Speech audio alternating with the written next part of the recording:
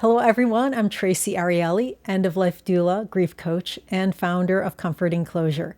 Today, we're going to talk about a topic that is often avoided but is critical: estate planning.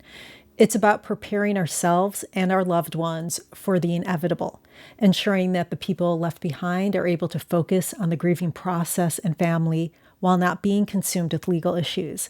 I'm joined by Debra Cassara, an attorney with expertise in estate planning, business succession planning, tax advising, and more. Debra, welcome. Thank you so much for being here. Thank you for having me. It's wonderful to be here. Can you start off by telling us a little about yourself and why you decided to focus on estate planning? Absolutely. I got into the legal field very late in my life. So I had other careers before I decided to go to law school. And when I did go to law school, I knew for certain that I wanted to be an estate planning attorney.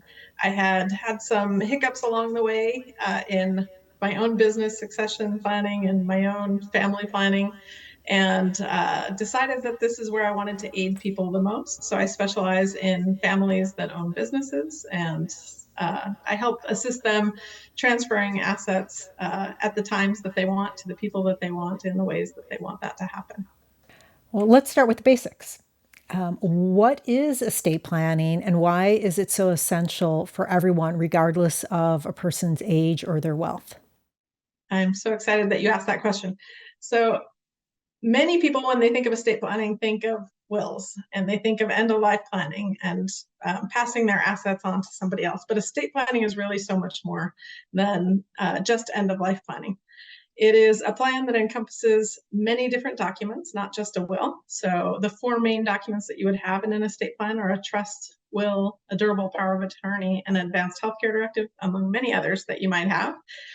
But the key is that when you plan accordingly or plan appropriately, these documents work together to accomplish the goals that you have in your life for yourself, for your business, for your healthcare, for your end of life wishes, and for passing your assets on after your death. So the plan really should be coordinated together, and it really requires somebody who understands you, who's had a conversation with you in your life, and understands what it is that you want to accomplish, both for yourself and for your family. Can you tell us about some of those misconceptions around the estate planning that may prevent people from starting their estate plans? One common misconception that I hear a lot, actually heard just today, is that it's too expensive. It's too expensive. I don't have very much money. This is what I hear from people. I don't have very much, so why would I spend that much to plan my life?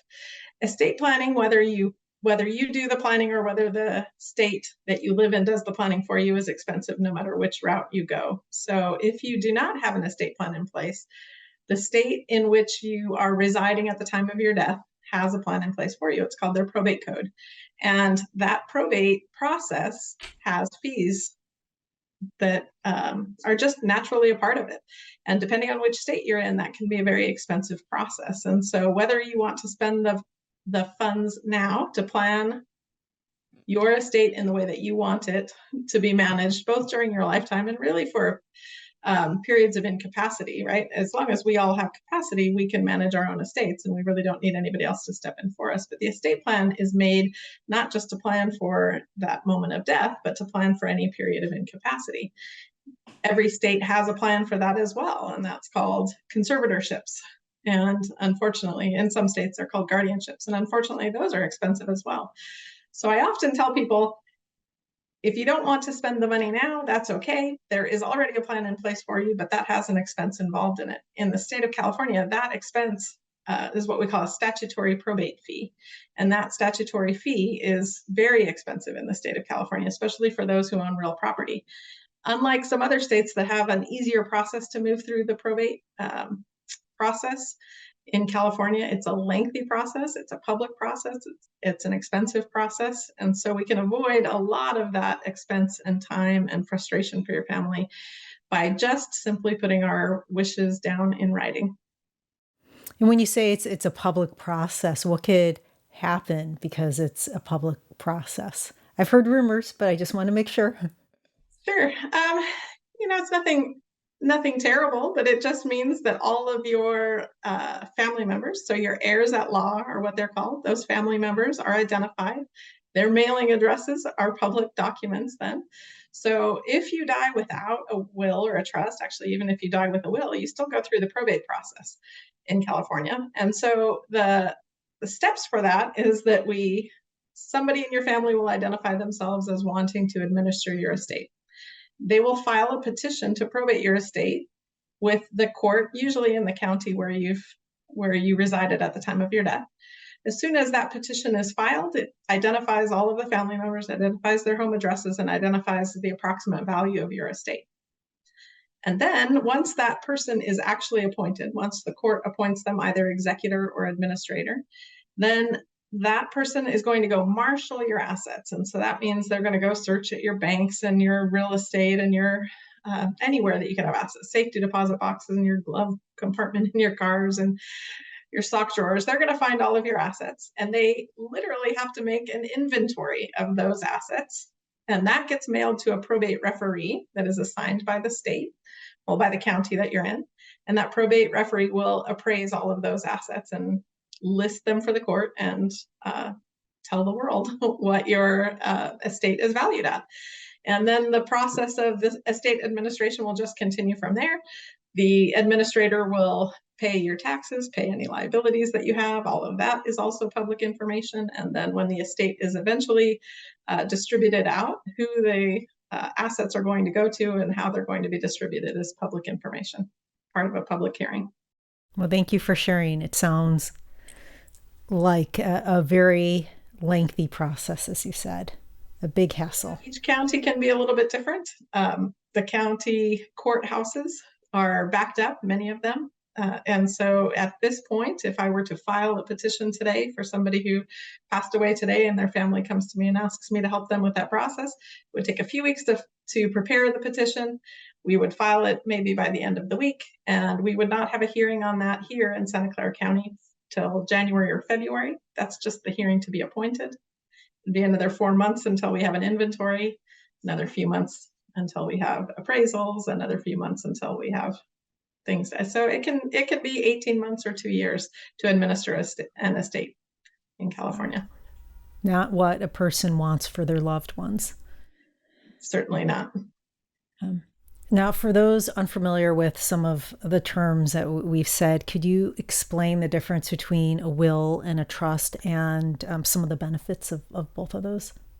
Certainly. As I mentioned at the beginning, there are various types of estate planning documents.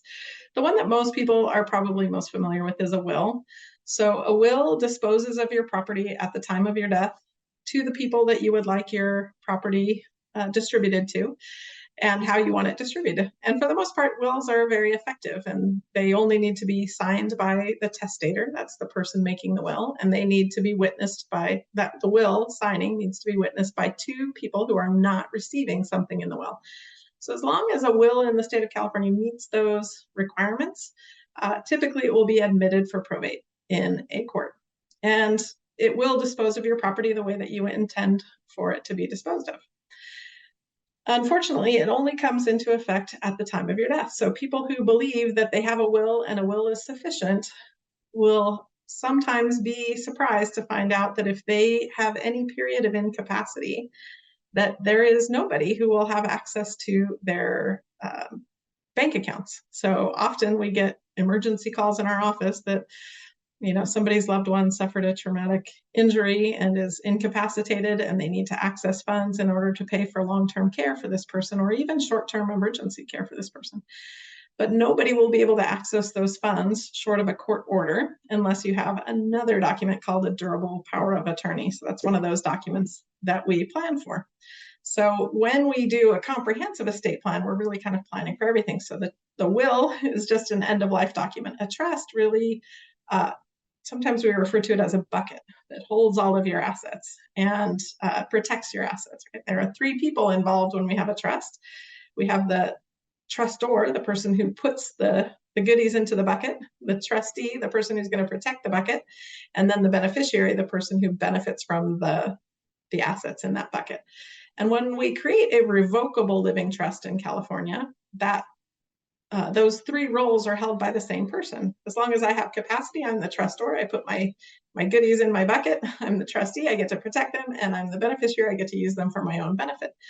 But one of the great things about a trust is that I don't have to be in all three roles. I can be the beneficiary of my own trust so that if I suffer some sort of injury that I am no longer able to manage my own affairs, the next trustee, the trust itself has a mechanism to name the next trustee, the next person who is able to manage those assets for my benefit.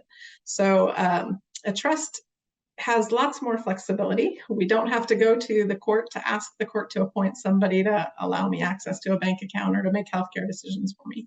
The trust allows for some of those things. So difference between a trust and a will is really when they become operative, how they become operative, and who manages, who oversees those documents when they're being executed and when they're being implemented in our lives. Now, when is the right time for someone to think about having a will or trust in place? That's a great question. I say as soon as somebody turns 18. In fact, for our clients, I recommend that when their child turns 18, that we at least get a will and a durable power of attorney and an advanced healthcare directive in place for them. Oftentimes our kids go away to college and we hope and pray that all will go well with them. In most cases, that's true, that we don't have to step into their lives and manage things for them. But there are some tragic instances where that child who has gone off to college is injured or incapacitated in some way. And it's very difficult to make those decisions for them to step in. They're now adults. I know many clients who are often shocked to find out that they don't get to look at the grades of their child at college, and they don't get to look at the healthcare information, and they don't get to make doctor appointments for them anymore. So I say when a child turns 18, that's really the time to start to think about these things. Doesn't necessarily mean that they need all of those documents, and it certainly depends on where they're going in their life and what their assets and their life goals are too. When I do my work with my advanced directive work and some of the other planning I do with my clients, they are very surprised when I say, yeah, I see that you have a child who's going off to college or returning to college. Do they have an advanced directive? And the parents don't realize how difficult it would be if something happened, unfortunately. Yeah, I sent a child off to college. She was 17 and she was turning 18 that semester. And I was told when she went to college, they would consider her an adult for all things, and that I would not have access to any of that information. It was kind of surprising to me to have a 17-year-old going to college and to realize that she wasn't going to have access to all of that. The interesting thing was she needed a parent's permission to use the gym because she wasn't 18 yet. So for the first few months, she needed a parent's permission for that. But I can also tell you that there were other instances that year when it would have been nice to be able to access some information on her behalf that she asked us to access for her, and we were not able to do that. So it's great that you share with your clients that they need that for their 18-year-olds. How does estate planning vary for individuals with different levels of assets and different financial complexities? Thank you for asking. Yeah, we have clients with all different levels of assets and different asset portfolios. So we can have different classifications of assets, and they can be in different stages of their life. Depending on what they own, we usually sit down to plan out how those assets are going to be administered across their lifetime. If something were to happen to them, if they became incapacitated, who would they want to control those assets for them? How would they like them to be controlled, and who eventually they'd like to be distributed out to? So it varies immensely. I have people with, very simple estates. They go to work, maybe they have a 401k at their work, maybe they have a bank account, savings in a checking account, and they have their car. And, this is what we would call a simple estate. It doesn't necessarily have to be a low value estate. A simple estate just is, a small number of assets in not varied classes of assets. So simple estates are pretty easy to manage. And I would still, in most cases, especially if they own real property, recommend that they have a trust as part of their set of documents. But then we get people with really complex types of assets. Maybe they own a business as a part of their portfolio. Maybe they have rental properties. So they've got properties in other states.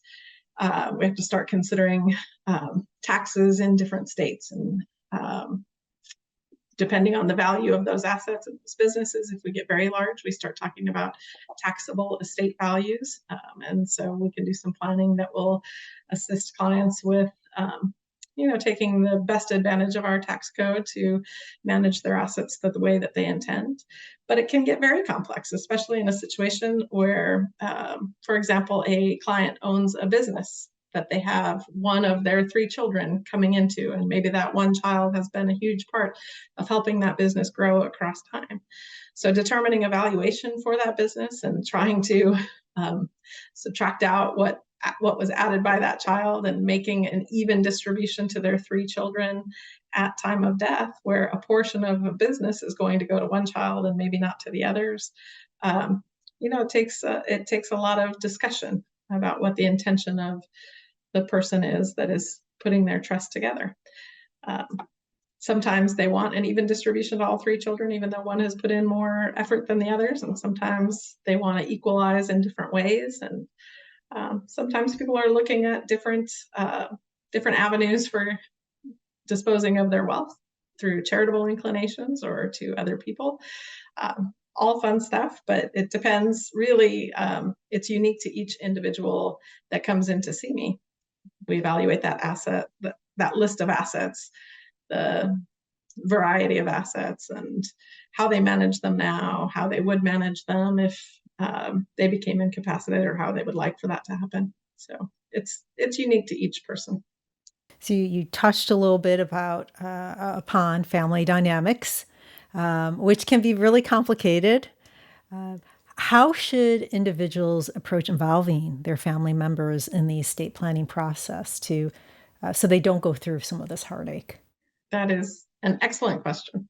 I often have clients who tell me, I'd like to name all 3 of my children trustees. I'd like them all to be involved in managing my estate. And I typically advise that that's not a good plan. Children have lots of history that they come to the table with when they sit down with an estate planning attorney, especially at the time that the plan needs to be administered, maybe because somebody's incapacitated or because somebody has passed. And they come with that whole history that usually the estate planning attorney is not privy to. And so we are often dealing with agendas that come into the room, and we have to quickly discern what those agendas are. So my advice to clients about involving their family is to involve them as much as is necessary so that people know where your documents are located and they know how to access those documents.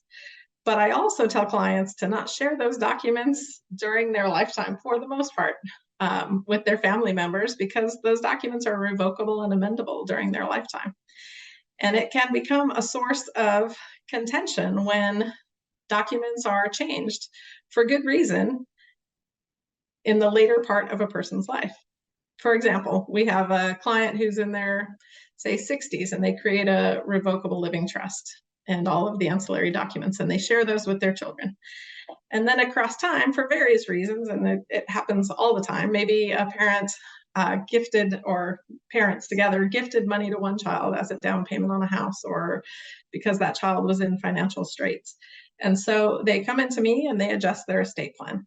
So they're now 70 years old. They've made an adjustment to, in their mind, correct for that gift that they've given one child that was not given to the other children. And then, other life events happen and they make changes in their late 70s or their 80s. Well, when that plan is being administered after the death of those parents and they're no longer available to answer questions about why those changes are made, it becomes, unfortunately, a little easier for bad actors to make claims that those changes were made due to undue influence by one child or another child. And that's difficult to combat when the children know what those changes are across time. So I like, personally, as an estate planner, when my beneficiary clients, when the ones who are receiving The first time they're really seeing the distributive provisions of a trust is this final time. And then they're only privy to that most recent version of the trust. They don't get all of the previous versions of the trust. They don't see how it changed across time. It makes it easier for the administration as long as we can guarantee that there was no influence on the testators at the time that they made their documents. Then that final trust should be the final decision about how assets were going to be distributed. So, but I will make a little caveat here, which is that those, if they're children who are going to be appointed in fiduciary roles. So when I use the word fiduciary, I mean the person who is appointed with authority in each of the documents.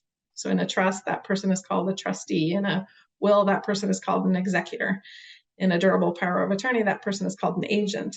We refer to all of them collectively as the fiduciaries, right? So as far as involving children in communications, if a child is intended to be a fiduciary in one of those documents, I would recommend that you have conversations with that child, not only about where the documents are, but what your intentions are and why you made the decisions that you made. It will help them in the administration of these documents later in life. And that's most important. And you probably see it most in your work in advanced healthcare directives. So that's not a document that we want to spring on our children and surprise them with what our wishes are for our healthcare decision making later in life. So as you know, an advanced healthcare directive is a document that allows our agent named in the document to manage healthcare decision making for us if we are unable to make those decisions for ourselves. And that is never a conversation we want to wait a long time on. So that's a conversation we'd have very early and hopefully ongoing too. Yes, when I work with people, not only do I bring in that person that is their healthcare agent, but a lot of times there are other family members that we want to talk with also and include them, just so that they know the intent, the person's values.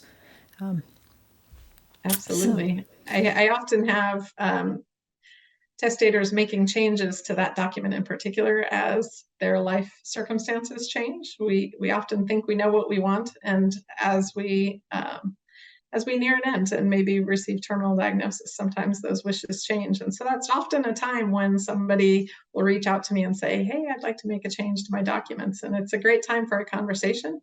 And I always encourage my clients to have that conversation with that fiduciary who will be making those decisions as well.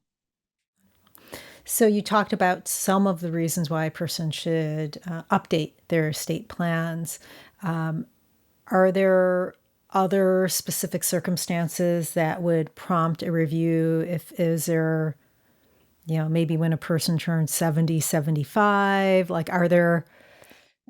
I wouldn't say a particular age. There are a list of times when somebody should call me and definitely make a change. That would be if they got married and they weren't married when they created the documents, if they got divorced and they were married when they created the documents, the birth of children, death of people who are immediately named in their documents. Any of those times are important times to reach out to me.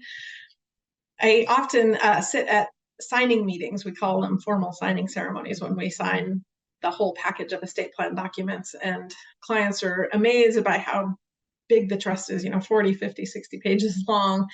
And they say, do I really need all this in my trust? And I tell them it's kind of like a train. We're going to create this train, or we're going to create the track for this train to go on for our life, right? We're going to try to put every provision in that we can possibly imagine, but we're going to be down the road 20, 30, 40 years before we need to use these documents, hopefully, right?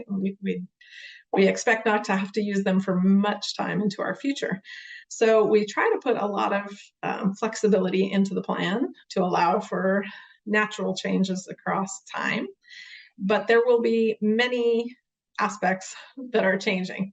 Tax law will change, your life circumstances will change, your family structure will change.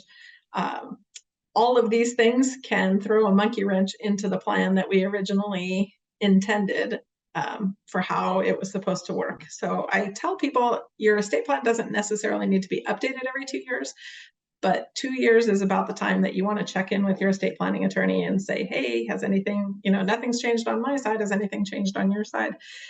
We're, of course, looking out for those big changes that happen on the political level, economic level, tax level.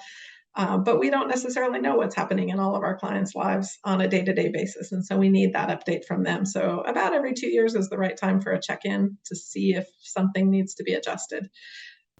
What are some of the common mistakes that people make in estate planning, and how can those be avoided? It's a great question. I would say the number one mistake I see is downloading documents from the internet and assuming that we know how they work. So I can just give you an example from my experience that we're in the middle of administering an estate right now. This person downloaded a will from the internet, they downloaded a trust from the internet, they downloaded a durable power of attorney, and they downloaded an advanced healthcare directive. And those all sound like the right documents, but they didn't have the right kind of will to match with the right kind of trust. So when we have a trust, we use something called a pour over will. So at the time that you die, within 30 days, your closest loved one will take a copy of your will, your originally signed will, not a copy, sorry, the originally signed will, to the probate court in the county where you resided at the time of your death. And that will tell the judge how your estate is going to be administered. If you don't have a will, it's being administered intestate. That's according to the rules of the probate code. If you have a will, it's going to be administered according to the terms of the will. But if you have this specialized kind of will called a pour over will, that tells the judge, basically, I don't need to do anything here. This person has a trust, and the trust will be administered by the fiduciary appointed by the testator. And so that's how we avoid probate. But in this particular case, the person didn't necessarily recognize that, and they created a will that disposed of their property, and they created a trust that disposed of their property. And both the will and the trust dispose of the same property. And so we have to go to court to ask a judge. It's a very expensive process to ask the judge which one wins. She signed them both on the same day, and they actually dispose of her property in different ways. So we have to let the judge tell us how to proceed from there. And I'd say that's the number one mistake. Well, I should back up. I would say probably the number one mistake is not planning at all. But even then, there's a plan in place by the state of California. So I think it's maybe a little bit worse to download the documents and not really know what you're doing. That's not to say that all downloaded documents are bad documents. But if you don't know how they work or how they're intended to work together, sometimes that can create a very serious problem on the backside that's harder to unravel than it would be if you had no documents. Just wait till people start using AI, then it will be even more interesting. It's an interesting world out there for sure. AI has some great applications that we're seeing, but yeah, there are some worrisome ones as well. In the case of someone being incapacitated, how does a well-structured estate plan provide guidance and clarity, not only for the financial decisions, but you spoke about healthcare decisions also? That's a great point. There is an alignment of the fiduciaries in all of these documents. So when somebody becomes incapacitated, all of the documents really begin working together, except the will. The will is the one that always waits until death. There's nothing that a will can do prior to death. But your advanced healthcare directive, your durable power of attorney, which is for your finances, and your trust should all operate together. And you have fiduciaries named in each one of those. Hopefully, those fiduciaries are either the same person or they are aligned with each other so that they can operate and function together in a meaningful and impactful way. So the trustee will manage your trust documents. So those assets that got properly funded into your trust, let's say we own a house, we need to title that house in the name of the trust. If you have an investment account, we can put the investment account in the name of the trust. So the trustee will be able to manage trust assets. Those assets that are outside of the trust, maybe we have a savings or a checking account or an IRA or healthcare savings account, and those are not in the name of the trust. That's what your agent under your durable power of attorney will be able to manage. Your healthcare agent will be making healthcare decisions for you. And as you know, there are expenses that come with those healthcare decisions. And so the agent for your healthcare decision making should be able to make those decisions knowing full well what the financial implications of those are, and knowing that they have the backing of either the trustee or the agent under the durable power of attorney to be able to afford those healthcare decisions that they're making on your behalf. So when we align all of those things and those agents and fiduciaries are aligned with each other, a well-planned estate can function without ever having to ask for the court to intervene, without ever having to stop to look up or question what it is that the testator wanted. Those wishes are made known in advance. The location of long-term care insurance policies and life insurance policies and the source of funds for funding short-term stays in a rehab center. Those are all identified ahead of time for those fiduciaries, and they can just step in to operate and function as you would if you had capacity. So that's how a well-planned estate is intended to operate. When I introduced this episode, I spoke about giving loved ones time to grieve and heal versus having them being caught up in all these legal issues that can happen. I truly believe that one of the gifts of a good estate plan is that it gives the family the space to be fully present during that time after the death. It gives them the grace to be able to start grieving and to take care of their family. Can you give us a glimpse? I know that you said within the first 30 days this is what happens, but like right after an individual's passing, how quickly does all of the estate planning and all of the things that need to be done, how quickly does that happen? It's a great question. I want to talk a little bit, maybe a week before a death. That's an expected death up through the death. So when we have a well-planned estate, these final days and the final months, I had a client, we've done an estate plan for their family. It's been in place for 20 years. It's now time to administer the estate. The husband received a terminal diagnosis, and he wanted to make a few minor shifts in his estate plan. And so I met with the husband and wife just yesterday and was able to discuss with them what this process is going to look like. And they have so much on their plate, just emotionally and spiritually, dealing with this terminal diagnosis and what that means for their family and what that means for the next steps. And having the estate plan in place, you are exactly right, just means they can relax about the financial decision making. They can relax about the medical care decision making, that everybody knows what to do when the time comes. I think of it kind of like a emergency planning when you're in kid and you have fire, kid in school and you have fire drills. So you know what to do if a fire actually happens. That's what a well-planned estate is intended to do, give you the peace of mind in those months and time leading up to a death so that you can really spend it quality time with the person that you want to spend time with. But it carries through past and through that moment of death and beyond. There's really nothing that has to happen right away. Our clients' children will sometimes call me the day that a parent died, where the estate plan's in place. Oh, my parent just died. What do I have to do?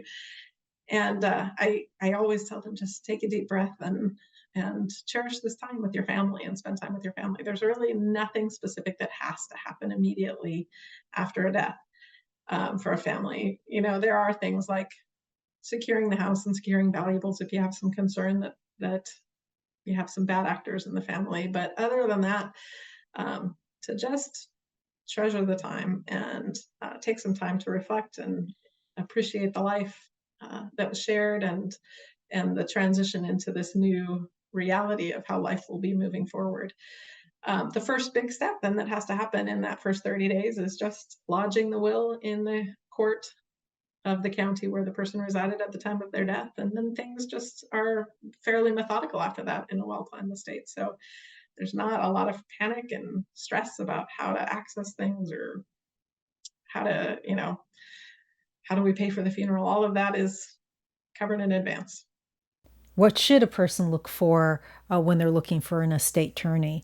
I've seen well-drafted estate plans and not well-drafted estate plans. So I would certainly ask the person you're working with what kind of experience they have. That's not to say that people who are younger or less experienced can't be good estate planners, but experience brings a lot of wisdom into the next estate plan that we create. So experience is certainly one aspect. I typically tell people to look for an estate planner who is also a trust or estate administrator, right? So we work with clients after an estate plan is put into place. I see a lot of estate planning kind of mill factories. They churn out a lot of estate plans, but they're not there on the backside to see how that actually plays out in real life. So I would look for an estate planner who does that on a regular basis, who administers both probate estates and trust administrations to help families through that process. Because once we see what some of those pitfalls are, we can avoid some of those on the front end and the planning side, and we know the questions to ask in order to avoid some of those pitfalls that happen sometimes in other estate plans. So those are the two big things that I'd look for: a little bit of experience and somebody who also does administrations. That's good advice. Last question. Could you provide some resources or steps for our listeners to take immediately after listening to this podcast? Certainly. I would start with a story. I'm going to start with a little story of my grandmother. When my grandmother passed away, of course, there's all the funeral and planning that has to happen around that. But when we got through that moment and we finally were sitting down and we said, all right, we're going to head over to grandma's house now and clean out her house. And she lives several states away. I hadn't seen her in the final 2 years of her life. So I was expecting to see the house the way that I had always seen it. And we walked in and it was just immaculate. The house was just immaculate. And she really had done a good job of surrounding herself with only the things that were most important to her. But my favorite part of that day was finding an accordion file in her front room in the closet. And I opened it up and the paper said, if you find this letter, I'm probably gone. And it had a list of all of the important things to her: where her bank accounts were, what the access codes were, what all of her assets were.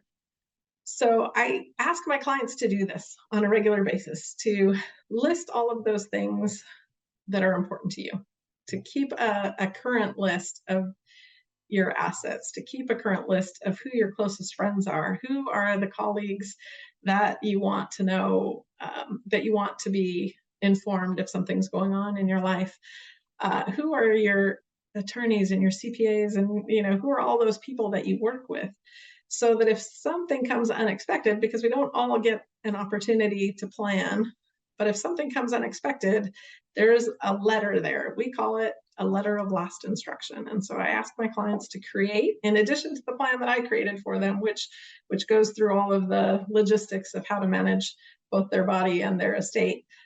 This really has the little things that I could never ask enough of.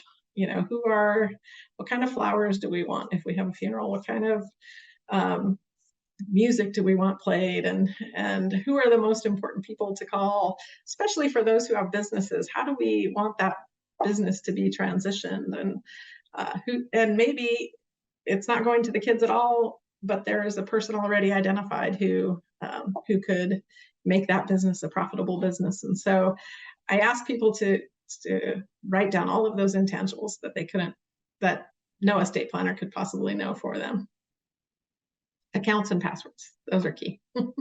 Yeah, those are, so many people miss those, and it causes, the loved ones, it is a bit of a hassle after they pass away if those things aren't. Simple things. What's the login code onto my computer? What's the login code on my phone?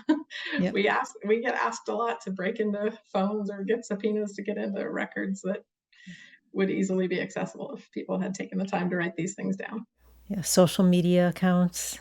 Yeah, absolutely. Social media accounts, and make known whether you want that digital life to live on past you. That's one of the questions we do ask our clients.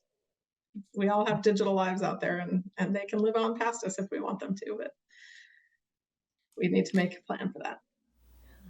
Well, Debra, thank you so much for being here. I really appreciate it. How can people get a hold of you? Oh, that's a great question. I am at Ferguson Law Group in San Jose. I would love to talk to anybody. We are at ferglawgroup.com. Great. And I'll put that also in the description of this video. So thank Excellent. you. Thank you, Tracy. I appreciate it. Folks, it's clear that estate planning isn't just about paperwork and legal processes. It's about peace of mind and security for our loved ones and ourselves. I encourage each of you to take a moment and reflect on today's discussion. Consider where you're at with your current preparations and what steps you need to take to ensure that your wishes and values are respected. Begin those crucial conversations with your family members and involve them in the process. Thank you for joining us. If you have any questions, please comment below or reach out to me directly. And if you found this conversation to be helpful, please like, share, comment, and subscribe. Thank you.